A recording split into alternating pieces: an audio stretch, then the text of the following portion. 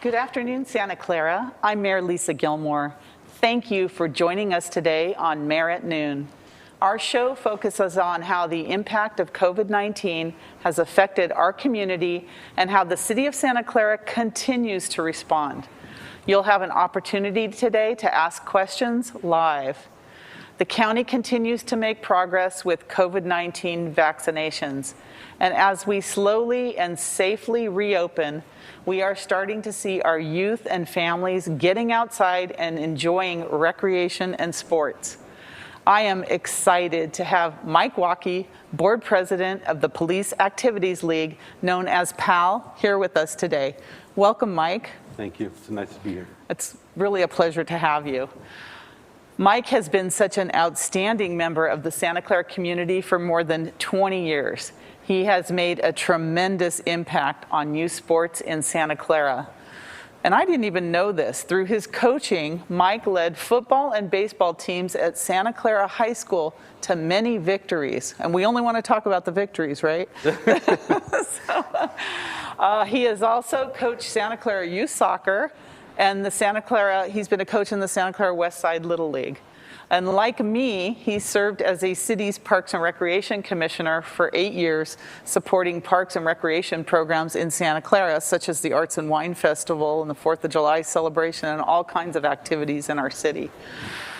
Today, he continues to be a major influence for our youth aspiring athletes in our community, and he continues to be an advocate for sports by serving as president of the Police Activities League, which is a nonprofit organization dedicated to teaching our youth values and rewards through athletics. I am pleased to introduce Mike WALKE to our Mayor at Noon audience. Welcome, Mike. Thank you very much. It's a pleasure to be here. Great. So why don't we start by you telling us a little bit about the history of PAL and how it was started here in Santa Clara. Well, Santa Clara PAL was funded 51 years ago by then Police Chief Frank Sapina. The goal was to bring police officers, community volunteers, and youth together in a positive setting. I remember Chief Sapina. He was really such an advocate for youth, and really, so it's not surprising that he started PAL. Yeah, it is a nonprofit organization, and it's dedicated to teaching our young people the values and the rewards that can be accomplished through activities, athletics, self-determination, goal setting, self-belief, and teamwork, and respect for others as well. So it's not just about the sports, but it's like helping the overall child to develop their confidence and everything else involved in that. 100%, yes. So that's fantastic. So the pandemic has changed the way youth activities and sports are conducted. So tell me about how quickly PAL adjusted to the pandemic. Literally at the beginning of at least one of your seasons, I remember being at the opening night of PAL Gal softball, and right. I feel like the next day we were in quarantine. So tell us about how quickly PAL reacted. Yeah, as you stated, we just had our PAL Gal opening ceremonies for the 2020 season, and we were just a couple of games in. Our BMX track was running and operating as normal, and the pandemic hit, and we had to shut everything down. So, I mean, we put all our other activities, we have a total of 11 activities currently, all those were placed on hold until further notice. Our executive director, Officer Wally Aminier, was reassigned back to patrol because there was no sports going on, and that left up the day-to-day operations were left up to the executive board members, which are all volunteers, right? Which are all volunteers, 100%, and our office administrator, Hayley Walter. And I want to thank Hayley for not letting the administrative board, the executive board, let things fall through the crack, because without her help, it would not have been possible. I agree with that. She's pretty amazing. So how did that affect your signups for other programs as well? with this uncertainty of the pandemic? Well, as I stated, we instantly shut down our BMX track that operates 3 to 4 days a week. Soccer signups were on the table at the time. Flag football was on the table at the time, and we just had to shut all activities down. No signups, nothing for flag football, for soccer, bowling, anything, judo, nothing. Well, okay, so you mentioned BMX, and so first of all, what does BMX stand for those who don't know? So tell us that first. Bicycle motocross. Bicycle BMX. motocross, BMX, Yes. okay, thank you. I learned something new today. I just always said BMX, didn't know what it would stand for. So tell us about the BMX program. I know it's one of the most successful programs in the PAL set of activities. And I know that many residents are either not aware of this exceptional program or may not know where the BMX activity takes place. So tell us about the program. Well, the PAL BMX track is a USA BMX sanctioned track. It was the #1 outdoor track in the United States as a sanctioned BMX track. It's located on Lafayette Street out towards Highway 237.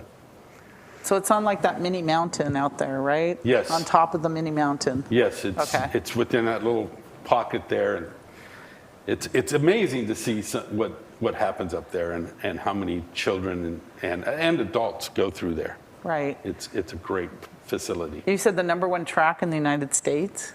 The #1 outdoor track in the United States prior to the pandemic. Oh, prior to, I need to clarify that.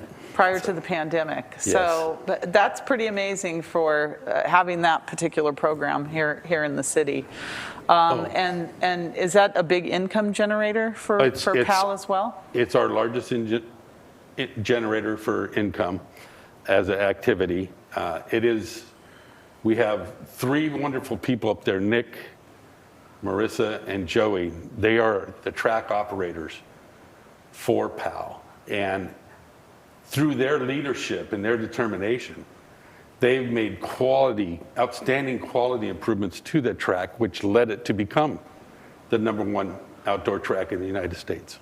So are there beginning BMX programs and advanced BMX programs? And where would anyone go if they were interested in getting involved or signing up for that? Okay, so there is a website. It's called SantaClaraPalBMX.org. They operate from toddlers all the way to adults. And for toddlers, they use what's called a balance bike, Okay. which helps them. Okay. Well, that's great. I think that's a wonderful resource for people, especially children of all ages, to get out there. Tell us about also what kind of feedback you're getting, have you been getting through this pandemic from coaches, parents, and children, and how have you been able to handle the feedback you've been getting? All the coaches and the board members, the parents, and the children are all absolutely begging us to open our programs back up. Mm-hmm. Whether that's soccer, judo, flag football, wrestling. But I think the children miss it the most. They tell me how they miss the interactions with their teammates and their friends, and they just want to get outside and play. I think adults do too. We all want to get outside and play. Yeah, I'm definitely at that point. And I bet the adults want their children to get outside and play as quickly as possible. Yeah, that's for sure. So tell us about the children that are enrolled in your program. What are their ages, and tell us about the costs of the PAL programs. Well, for most of our activities, it's U6 to U18, so under 6 to under 18, and they're grouped by ages. However, as I stated, for the BMX, that goes from toddlers all the way up to adults. Okay. Our costs are significantly lower than any other program within the city and beyond. And I think that's pretty important, that the costs be kept at a minimum. Right, absolutely. Especially coming out of a pandemic, economically, it's affected so many people. That's going to be major. And If a child cannot, or a family cannot afford, I was going to ask you about that. What if a child or a family are not able to afford any of the programs? What happens then? we have scholarships, and we have a belief that every child plays 100%. That's fabulous. And do your children come mainly from the city or the outside the city as a combination? What does the population look like? I would say that probably 98% of the participants in our activities are from within the city limits of Santa Clara. So this is truly a homegrown program, and it's stayed that way over the years. Absolutely. And absolutely. And they all play and they all participate, play. and nobody's turned away. Never turn anybody away. Yeah. Okay. Our softball teams and our soccer teams do play other cities. Sure. For instance, softball will play interlock with Campbell. Soccer, we interlock with Milpitas, Cambrian area, Willow Glen, Rose Garden, various little pockets of San Jose. Are they all, do you compete against other PAL programs? Yes. It's all PAL. It's Yes. all PAL related in all the various cities. Yes, ma'am. So it is a competitive program. It's a recreational and competitive It's both. recreational, 100%. We stress recreation, but like in anything else, competition does come into play, and that's just part of the nature of us as humans. And it's a good life lesson too, because life is full of competition. So, as we all know, that teaching it at such a young level is important, and the discipline and everything else that comes along with it. Right. So, tell us about the sports. What type of sports does PAL offer? I don't think we've covered that. Currently, we offer PAL Gals, which is girls softball, soccer, wrestling, judo, I hope I don't forget any. Flag football? Flag football, BMX, and we have 11. Okay. Let me look Well, at my we'll notes. think about that, because I'm going to ask you later on about who's signing up next. Okay. So tell us about what PAL has been doing, because I know this is really challenging, what PAL has been doing to keep the children engaged during the pandemic, to keep them, maybe involved with each other in a virtual way, or what? Tell us how creative you've had to get. Well, not me, our boards. With the reopening of the county, our BMX track is opened back up with COVID protocols. Okay. And they're operating 3 to 4 days a week again. And we've opened up our girls, PAL Gals. It's already been a year? Are you telling me it's been a year already? Oh my gosh. 1 full year. We just opened that up.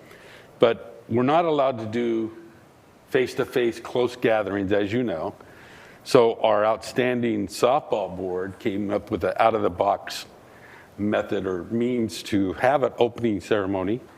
And that was all done virtually. And I actually have clip. You brought a video with you today. I brought a 2-minute excerpt of that video that our softball board put together for us. So this is for the girls softball opening day video. This is a clip from that. Yes, ma'am. All right, great. Hopefully we can give that a whirl.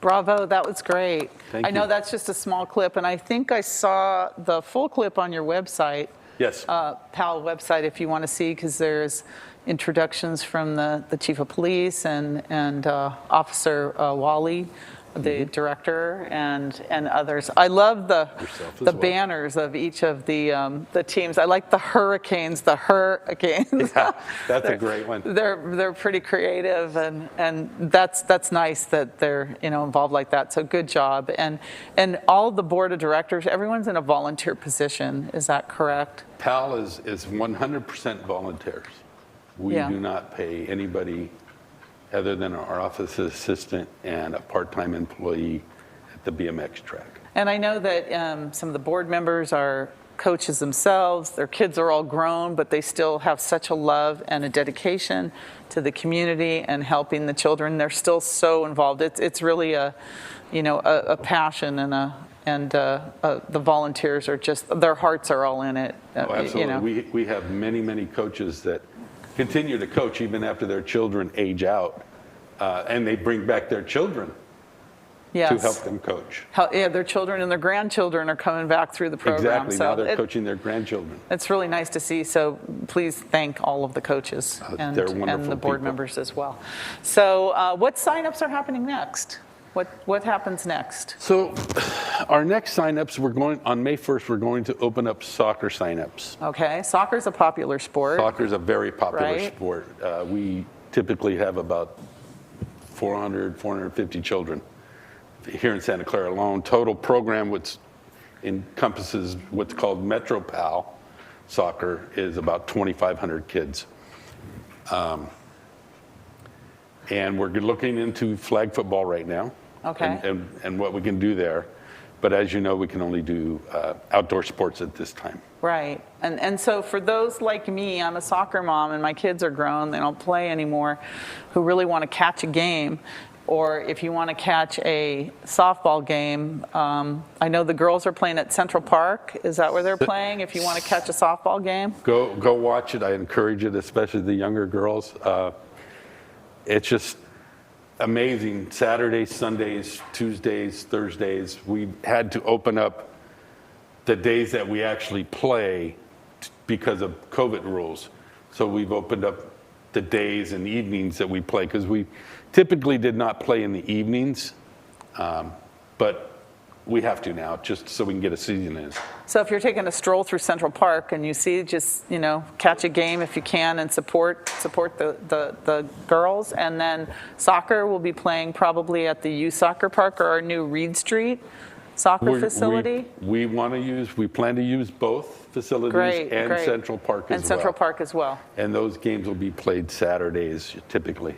Okay, wonderful. So tell me about what's PAL's association with the Santa Clara Police Department and the police officers, and how involved do the police officers get with the Police Activities League? Absolutely. We have a wonderful relationship with the Santa Clara Police Department and their officers. They support our program, which is not a sport program. It's called Shop with a Cop, and we do it every year, annually. Just before Christmas, we take 40 to 50 children to Target and provide them with a gift card, and they're allowed to buy whatever it is they want. That's typically needy children, as identified in our programs through the coaches and the boards. But we also take a handful of children that have been identified by the coaches and the various boards that exemplify what PAL stands for, and that's teamwork and leadership skills. We have officers who form a soccer team every year through the various cities, and the coaches of the various cities form a soccer, and we have a one-day competition. It's called the Toy Cup, and that happens usually just before Thanksgiving, and that's so that the entry fee, if you want to come watch, is an unwrapped toy, and we donate that. When that one-day competition is over, we donate those toys to the local giving tree. Another example. That usually takes place at Soccer Park, doesn't it? That game, the Toy Cup, or is it Central Park? Central Park. Park. Okay. Central Park, yeah. Okay. It's a great, fun Yeah. time. It's just really good to watch. The good interaction between the youth and the Absolutely, police officers absolutely. too, in a positive way, right? Yeah. Positive way. Very much so, very much so. Another example is Officer Gina Marie Vanilla and records specialist Brianna Bernard, who are former collegiate softball players, put on a one-day clinic for our Pal Gals a couple years ago. And then they also hooked us up a couple years ago with Santa Clara University softball players and coaches who are putting on clinics for our Pal Gals as well. And those are fabulous role models for the young women too. Oh, absolutely. We can't thank them enough. That's great. I mean, to see a young girl, young adult girl teaching a young girl and something she can It's look invaluable. up to forever. Absolutely. Just absolutely invaluable. And I've been involved in the Shop with the Cop program. And to see, the youth, they're shopping with police officers and their uniforms. And to see the interaction, it's really in a positive way, in a very positive way. And a lot of times that's the first time the youth have been able to meet a police officer, even up close and personal. And it's just, again, so invaluable what PAL does. Yeah, after we do the program. shopping at Target, we've always taken them to Mariani's for breakfast. And for breakfast, and then the police officers and the volunteers such as yourself, and help them wrap gifts. help and that. them wrap Oh all my their gosh. presents, and it's Right. really fun. Yeah. Really it's, fun It's event. great. So you know what, Mike, we're going to take some questions from Facebook and YouTube. Let's see what we have here and see, hopefully they're all for you, that you can answer all these questions. Okay, so the first one we have, hi Edward. Okay, so will a vaccine passport be required for athletics to be played, to play sports in Santa Clara? Will the children have to be vaccinated, or the coaches? Well, the coaches, it's a personal thing. All our coaches and board members are volunteers. Hopefully they are getting the vaccines. Right now, the vaccines are not available to children, so we will have to take care of that and address that when we do start vaccinating children.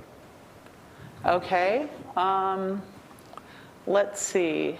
For Mary, thank you both. Our PAL program is the best program for kids in any sport. I love PAL. Thank you, Mary. Appreciate Thank you. that. We love PAL too. Okay, Linda, next. I'm sorry, I missed that first one, if you want to go back. From Larry, love you, Mayor and Mike. Thank you, Larry. Okay, we have Thank you. a fan out there. Yes. We have one fan. I've got Thank one. you. Thank you.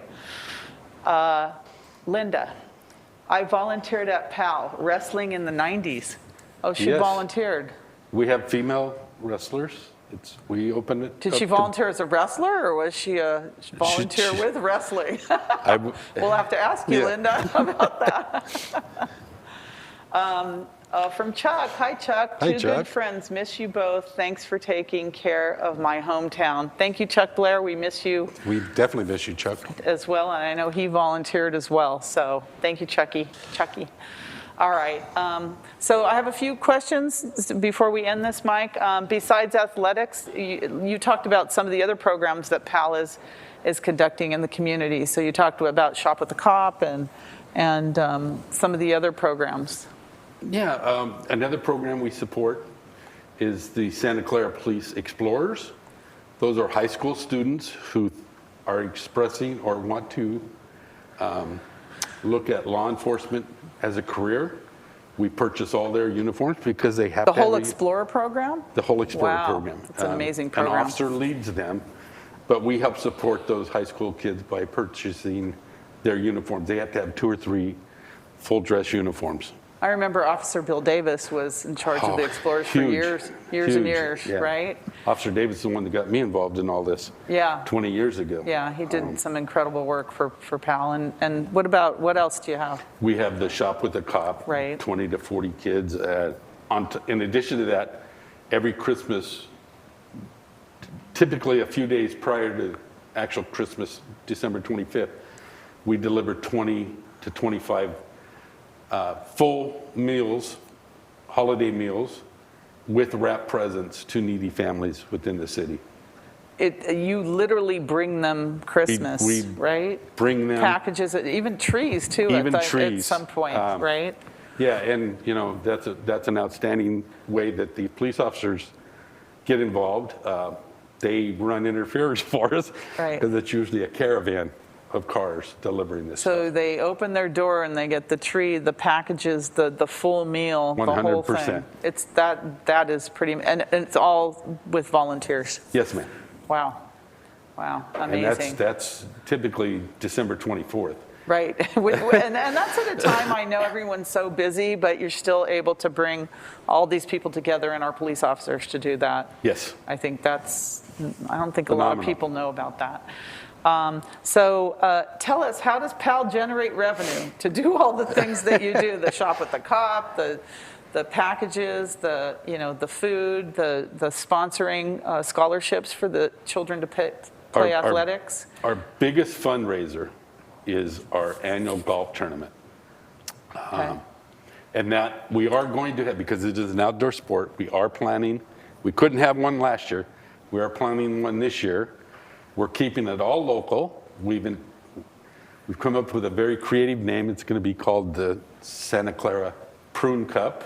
Oh, the Prune Cup. Yes, Okay. because Santa Clara used to be the Tell prune us why. capital of the world. Oh, because we were the prune capital of the world here. Yep. Yes. It's going People to remember be that. played at Prune Ridge Golf Course, August 6th, 2021. Because that is a smaller course than what we have It's an been. executive course, right? 9 holes. I learned 9 that hole. too. Okay. We're only going to be limited to 65 players, so we ask that you plan to participate, that you sign up early because spots are going fast. They really are. Right. So sign up for the Prune Cup at Prune Ridge Golf Course for PAL. Through our website. Wow, through the website. Through santaclarapal.org. Okay, great. So we're getting close to the end, Mike, so I want to ask you what you would like to leave us with today. What is your call for action for PAL? Mainly the city of Santa Clara and the police officers and PAL return to continuing support of our wonderful programs for our youth. As we move forward to a COVID-free environment, we hope to rebound to bigger and better opportunities. We are going to be moving into our own facility, 7,500 square foot facility in the Gateway Crossings development in 2 to 3 years. We'll be able to bring back some of our sports that we've had to put on hold, such as boxing and judo, wrestling, Okay. in that facility, and that we just move forward and get back to a normal life. Those are really wonderful words to leave us with. Thank you for that. And I think we all wish that, but I know the children of the program really need your help, really need PAL to be operating again. And thank you to you, your board of directors, all your volunteers in the organization. You really provide such a needed service, and it's all homegrown here in the city of Santa Clara. Thank you, Mayor, for inviting me. It's a wonderful opportunity for PAL to be a participant. Thank you. in this. I'm a big supporter Like to- and a fan. Give me So thank you. That's all the time we have for Mayor at Noon. Please join us next time for Mayor at Noon on May 7th. As always, stay covered, Santa Clara.